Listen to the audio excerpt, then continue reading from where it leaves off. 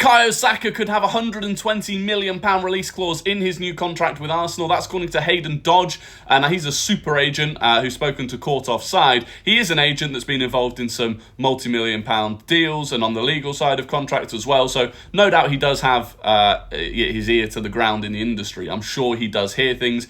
In terms of specifically what he said Bukayo Saka is getting close to signing a new contract with Arsenal.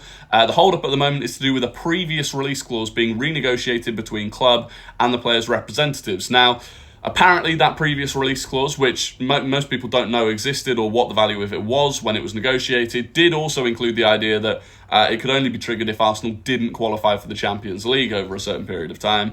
But he went on to say the word in the industry is that Arsenal want to insert a £120 million clause, which is understandable, especially considering he has just 12 months left on his deal and is arguably the hottest prospect, not only in England, but also in European football. Now, 120 million actually doesn't sound enough. There are lots of Arsenal fans that would argue he's worth, based on the value that certain players have gone for recently, upwards of 150 million pounds. But of course, you've got to bear in mind that when a release clause is triggered, often the lump sum has to be paid in one go. So that means that 120 million paid now in one go, as opposed to 150 million paid over 5 years.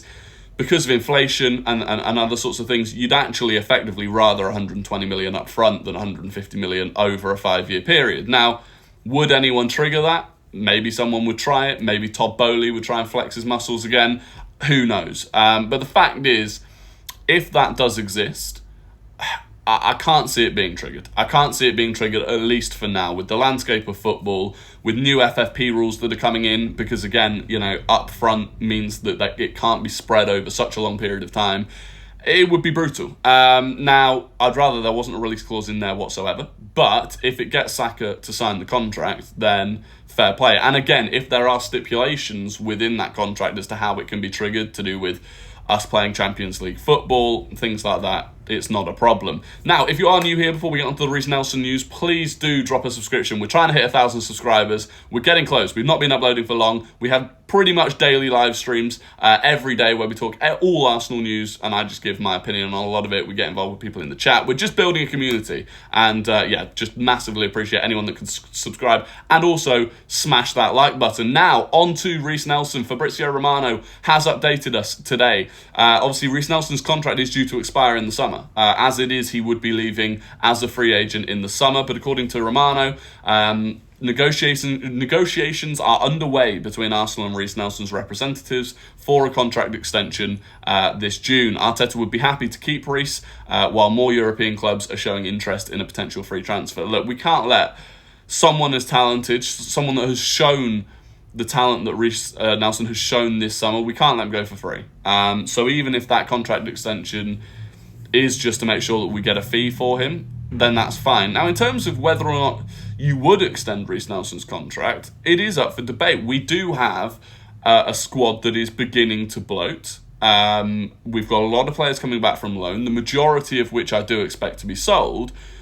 But you could make an argument that Reiss Nelson doesn't get into the squad next season, depending on who we buy. If we do bring in another right winger to compete with Bukayo Saka, you've then got that winger, whoever it is. You've got Saka, Martinelli, Smith Rowe, Jesus, Trossard, potentially 3 strikers with Balogun and Nketiah.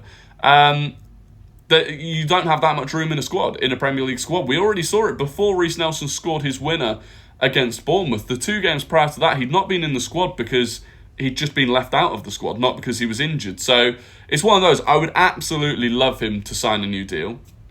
I'd love to see him continue playing for Arsenal, a Hale End star, the original star boy.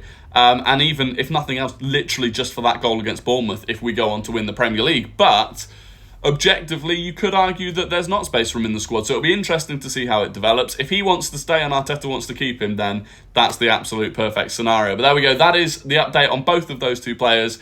Again, please subscribe if you're new, and have a great day.